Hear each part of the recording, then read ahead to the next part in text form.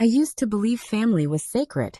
My sister, Rachel, and I had grown up side by side, sharing clothes, secrets, heartbreaks, even the same bed when the nights got too cold. She was my anchor, my other half. So when my daughter Lily was born, I thought Rachel would love her the way she once loved me. I was wrong. It started small. Lily, usually the kind of child who lit up a room with her laugh, became quiet, nervous, withdrawn whenever it was time to spend a few hours with her aunt. My job at the hospital often forced me into night shifts, and Rachel had offered to babysit whenever I needed. "You can trust me," she'd said with a smile. And I did. God help me, I did. The first time I noticed something was off was a Tuesday evening. I picked Lily up from Rachel's place, and she was limping. Not much, but enough for a mother to notice. "Sweetheart, what happened to your leg?" I asked, crouching to meet her eyes. She flinched. My daughter flinched at my touch. "I just tripped, Mom," she whispered, her blue eyes darting toward Rachel, who stood behind her with her arms crossed, smirking like nothing was wrong. Rachel chuckled. "Kids are clumsy, you know. Don't worry about it." But I did worry. Over the next few weeks, I noticed more. Bruises on her arms. Dark marks on her back. A faint red line around her wrist, like someone had grabbed her too hard. "Mom, I'm just clumsy," she kept repeating. I fell. I bumped into the table. "It's nothing." But her voice always shook. The truth revealed itself one night when I returned home earlier than expected. I went straight to Rachel's to pick Lily up. As I reached the front door, I froze. I heard crying, Lily's crying. Not just crying, but desperate, terrified sobs muffled by fear. My hand shook as I pushed the door open. And there she was. Rachel stood towering over my little girl, a belt in her hand. Lily was crouched on the floor, her arms shielding her head, tears running down her face. "What the hell are you doing?" My voice ripped through the room. Rachel froze, her face twisting with annoyance rather than guilt. She was misbehaving. "Someone has to discipline her since you clearly can't." I rushed forward, pulling Lily into my arms. She clung to me, sobbing into my chest. My body shook with fury. "You laid a hand on my child?" "She's 8, Rachel." 8. Rachel rolled her eyes. "Stop being dramatic. Kids need tough love. You've always been too soft. That's why she doesn't respect you." At that moment, something inside me broke. I didn't scream again. I didn't argue. I just looked at her and, with a calmness that even frightened me, said, "You will regret this. I swear to God you will." That night, I tucked Lily into bed, kissing her forehead, whispering that no one would ever hurt her again. But while she slept, I sat in the dark, my hands trembling, my heart a storm. Rachel wasn't just going to pay. She was going to crumble. The night I found Rachel beating Lily changed something inside me forever. I wasn't the same person anymore. I wasn't the sister who forgave, who bent, who kept the peace for the sake of family. I was a mother first. And a mother will burn the world to protect her child. Rachel went on with life like nothing had happened. She even called me 2 days later, pretending we had simply had a disagreement. "You need to toughen Lily up," she lectured, her voice dripping with superiority. "The world isn't kind, and she has to learn. You should be thanking me." I held the phone so tightly my knuckles went white. "If you ever come near my daughter again, Rachel, you'll regret it." But she just laughed. "Oh, please. You've always been soft. You'll get over it, like you always do." No, not this time. For weeks, my rage simmered, and then it crystallized into something sharp, cold, and calculated. Rachel believed she was untouchable, that her mask of charm and sophistication hid the monster beneath. But I knew monsters leave traces, and I was going to gather every single one of them. The first step was evidence. I bought a tiny voice recorder and slipped it into Lily's backpack. I told her not to be scared, that Mommy was just trying to protect her. She nodded, her little hands clutching mine, and whispered, "Please don't leave me alone with her again." My chest tightened. "Never again, baby. Never again. But we need to be smart. Do this for me, okay?" And she did. Every time she visited Rachel for even an hour, I retrieved the recorder afterward. What I heard made my stomach churn and my blood boil. Rachel's voice, sharp and cruel, filled the recordings. You're worthless. Just like your mother. Stop crying, or I'll give you something real to cry about. You think anyone will love you when you're such a pathetic little brat? Sometimes there was the sound of a slap. Sometimes Lily's stifled sobs. I saved every file. But I needed more. So I placed a hidden camera inside one of Lily's hair clips, designed like a butterfly, pretty innocent, impossible to suspect. The first time I watched the footage, my hands shook so badly I nearly dropped my laptop. Rachel grabbing Lily by the hair, shoving her against the wall, forcing her to kneel in a corner for hours. This wasn't discipline. This was abuse. Sadistic, calculated abuse. And I had it all on tape. At that point, most people would have gone to the police. But that wasn't enough for me. I didn't just want Rachel punished. I wanted her reputation destroyed, her world shattered.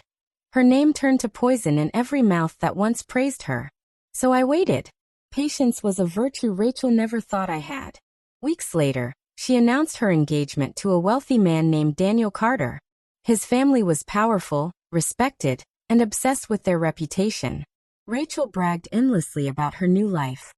The mansion she'd live in, the connections she'd gain, the luxury she'd finally deserve. That was my moment. I gathered everything, videos, audio files, photographs of Lily's bruises, and made copies. Then I packaged them in neat, anonymous envelopes. Each one was addressed to the people who mattered most in Rachel's glittering new world. Daniel, his parents, their family friends, and even Rachel's boss at the law firm she worked at. The final set went to the police. On the night of her engagement party, the stage was perfectly set. Her house glowed with fairy lights, music floated through the garden, and guests mingled in their finest clothes. Rachel looked like a queen, her white dress shimmering, her smile smug and practiced. When she spotted me walking in with Lily, her smirk widened. Well, well. I didn't think you'd actually show up. Try not to embarrass me tonight, sister. I smiled back, calm and collected. Oh, Rachel. Tonight, you'll embarrass yourself. She frowned confused. But before she could respond, the first envelope was opened.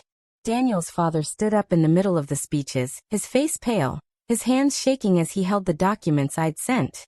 He tapped his glass sharply, silencing the room. Ladies and gentlemen, he said, his voice booming. Before we continue celebrating this engagement, I think we should hear the truth about who Rachel really is. The crowd murmured, curious. Rachel stiffened beside Daniel, her perfect smile faltering. And then he pressed play on the recording. Rachel's voice rang out, cruel and unmistakable. You're worthless. Just like your mother. Slap. Lily's sobs. The room froze. Gasps erupted. People turned to Rachel in horror. This is fake. Rachel stammered, her face draining of color. It's edited. My sister is framing me. But then came the video footage. The hidden clip of Rachel yanking Lily's hair, forcing her to kneel, shoving her into a corner while laughing. The crowd erupted. Guests recoiled in disgust. Daniel's face turned red with fury as he shoved Rachel's hand away. Is this who you are? He shouted. A child abuser? Rachel's mask shattered. She screamed, denied, begged, but no one listened. Her fiancé's parents stormed out, dragging Daniel with them. Guests whispered viciously, their eyes filled with contempt. And then the police arrived. 2 officers marched into the hall, holding another envelope in hand, the one I had sent. Rachel Morgan, one officer said firmly. You're under arrest for child abuse and endangerment. The room went silent. Everyone watched as Rachel was handcuffed in her glittering white dress, her makeup streaking as tears finally poured down her face. Her eyes darted to me, full of rage and betrayal. You did this to me.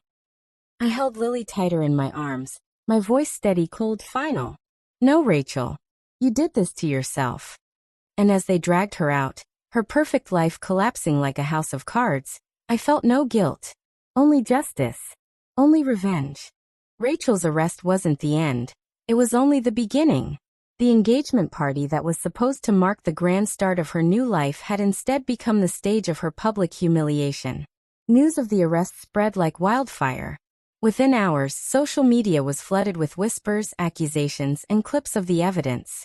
Her law firm suspended her immediately. Daniel and his family cut ties so completely that they wouldn't even speak her name again. For Rachel, everything she had built, the image of perfection, the charm, the endless bragging, crumbled overnight.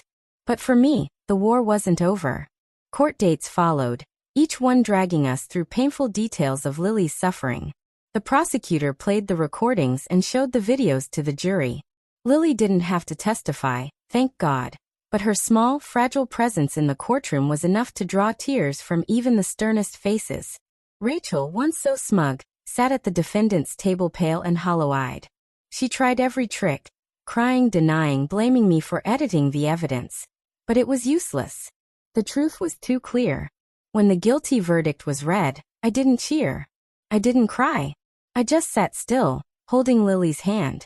My heart was a stone, heavy but steady. Rachel was sentenced to years in prison. Years where she couldn't hurt anyone else. Years where she'd be forced to live stripped of her pride, her luxury, her mask. But here's the thing about revenge. It doesn't always end in a courtroom.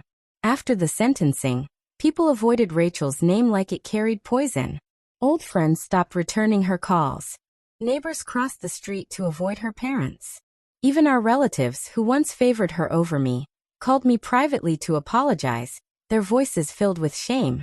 For Rachel, the punishment wasn't just bars and guards. It was being erased from the world she once ruled. And for me, revenge was watching her unravel. One day, months later, I received a letter. It was from Rachel, sent from prison. I almost threw it away, but something stopped me. I opened it. Her handwriting, once so neat and arrogant, was shaky and uneven. She begged. She said she was sorry. She wrote that prison was hell, that the women there didn't care who she once was, that they treated her worse than she had ever treated Lily. She wrote about sleepless nights, about guilt eating her alive, about how she thought of me and Lily every day. At the end, she asked for forgiveness. I read the letter 3 times. Then I folded it neatly, slid it back into the envelope, and burned it in my fireplace. Forgiveness? No. Forgiveness was for mistakes. Forgiveness was for people who didn't know better. Rachel had known exactly what she was doing when she raised her hand against my child. She had chosen cruelty. She had chosen to break the bond of sisterhood for the sick satisfaction of control. And she had lost everything for it. Lily healed slowly. The nightmares faded, though sometimes she still woke up crying, asking if Aunt Rachel would come back. I always held her tight, whispering that Rachel would never touch her again. In time, Lily smiled again. She played, she laughed, she painted rainbows with her crayons. Each giggle was proof that my revenge had been worth every ounce of planning, every sleepless night, every ounce of patience.